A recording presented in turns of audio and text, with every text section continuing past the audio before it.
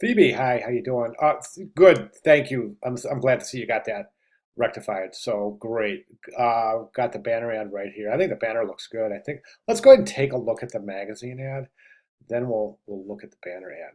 All right, so magazine ad, it's good. I mean, it's good, solid page mechanics. I think it's very good. Now, one thing that I recommend to all students in really a lot of different projects is um, to print it out. Now, of course, you don't want to use all your color cartridges in your printer. So I would set it to grayscale and set it to fast draft.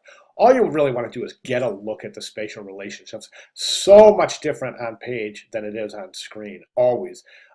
Type is always appears to be smaller on the screen. So quite often, the type is set too large. So if you print this out grayscale, take a look at it, you'll see the type is really, really large. I think everything on the page might be a little too large.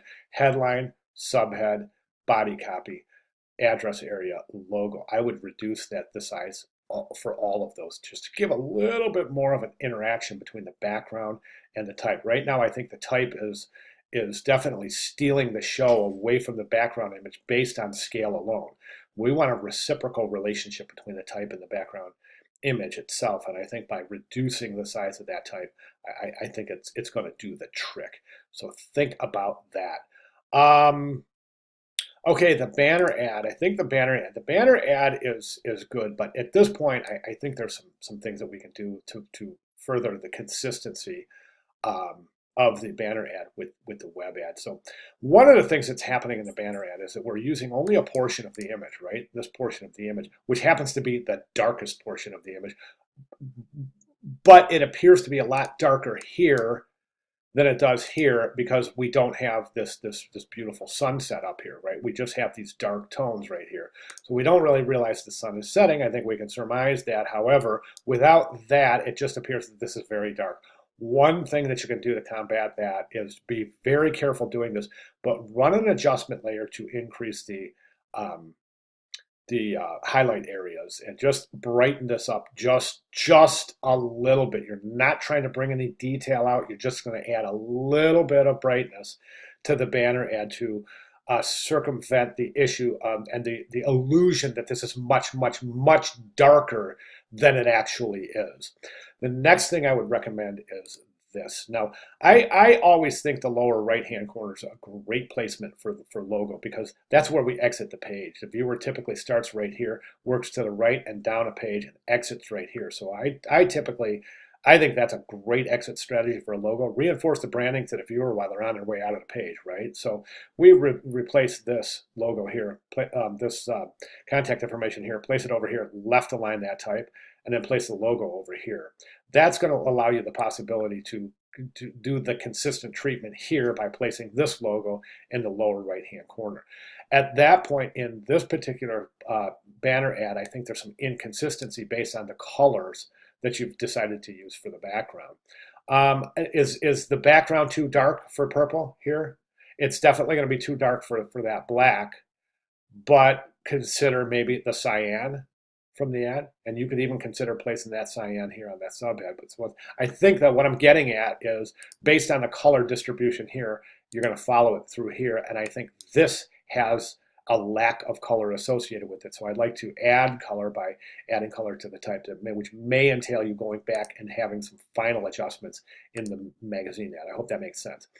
As far as page mechanics here go, this is a big text selection to animate. And the reason being is because I can use myself as an example. I'm not a very fast reader, never have been. So by the time this animates out, I'm only to right about here. So I end up having to do this. Come enjoy your stay at Amethyst Bay with free.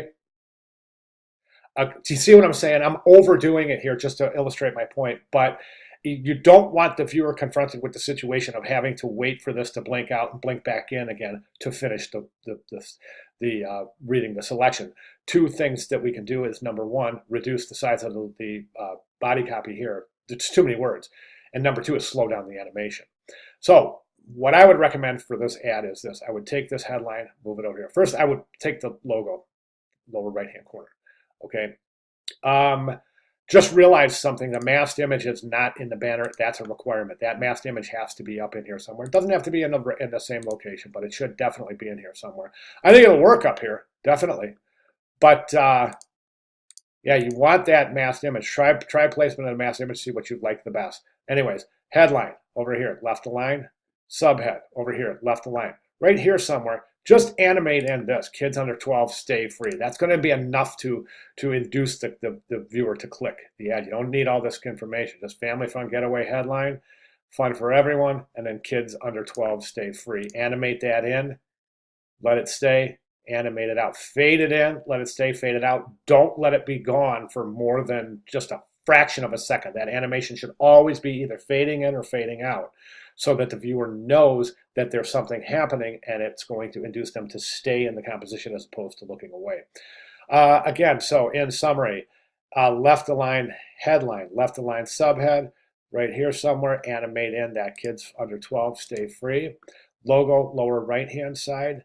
You don't need the URL in the web banner. Oh, add that masked image. The URL, I mean, people know, I mean, we're pretty savvy when it comes to understanding the web these days. So just about, a vast majority of people understand if they click on the banner, it's going to take them to the whole banner acts as a URL to the client site.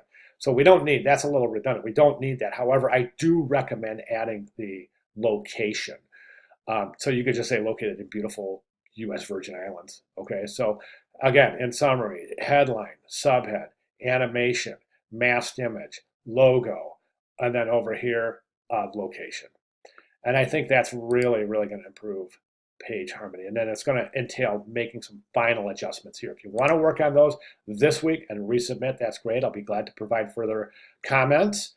Or if you want to run it by me, in the general questions area, whatever you want to do, I'll be glad. The point is, I'll be glad to take a look at. I'll be glad to take a look at this as you make the adjustments that are recommended. I'd like to see those adjustments made for your file. I think it'll really help with this piece, especially in the attempt or the desire to place this in your final student portfolio, which I think we're darn close. Darn close. One thing I just noticed in the magazine ad is these little slivers of white, which kind of, I don't know if it's a PDF rendering, but I just want to make sure that in that Adobe Illustrator file, you're pulling the image to the bleed. Make sure that image is pulled to the bleed. Otherwise, you'll have that phenomenon. All right, Phoebe, good job. Every time I look at this picture, I look at your little guy. I know I mentioned this in week one, but is he a staffy? I got my big Ralphie sitting right here. He's a big 85-pound Staffordshire. It looks a lot like that. I was just wondering what kind of dog you have. I know I've asked that before, but anyway, neither here nor there. Anyways, just kind of thinking out loud. Thank you so much, Phoebe. Great job. Questions, comments, concerns, clarifications, please let me know. I'll be glad to provide in that regard. And again, just to reiterate, if you want to resubmit anything at all, I'm more than glad to take a look and provide additional comments. Thank you very much, Phoebe.